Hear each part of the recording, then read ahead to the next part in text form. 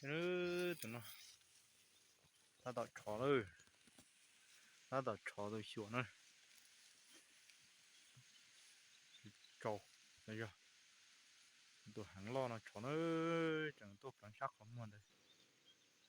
ta cũng chơi mà trong cổ đấy khó kia, nếu xuống xe tao bằng cầm tao cho này, cho tao không mua ròm đây gì,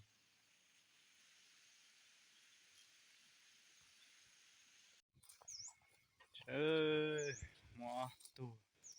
mua tủ này, mua ông bị tủ lại này, để chụp ăn nó nữa. Anh thì nhẹ là chỗ mua thế gì nữa tụi nó tụi nó này bắt nó lên thì nhẹ một tấn cho nó xử lý tụ liệt tụi nó nó đồ tụi nó này nên thì nhẹ một tấn cho đồ tụi nó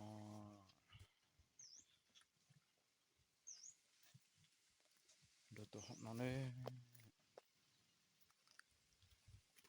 tụi nó chê nhá người tụi nó chỉ mua là tụi nó chê nhưng chê tụi nó chê tụi mình bé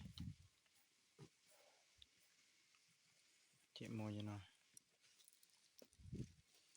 tụi nó chỉ mua tí xí nè vui lòng này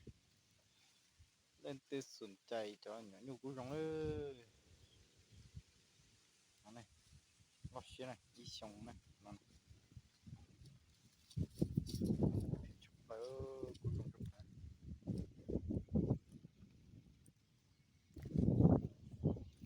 rong hay chúa nó mà chỗ tuần gì là xuyên gì nó nhu chém vào lúa để thắt thì nó nữa không thể nào chỉ nó tà kia nó này phao thế nào chỉ tốt luôn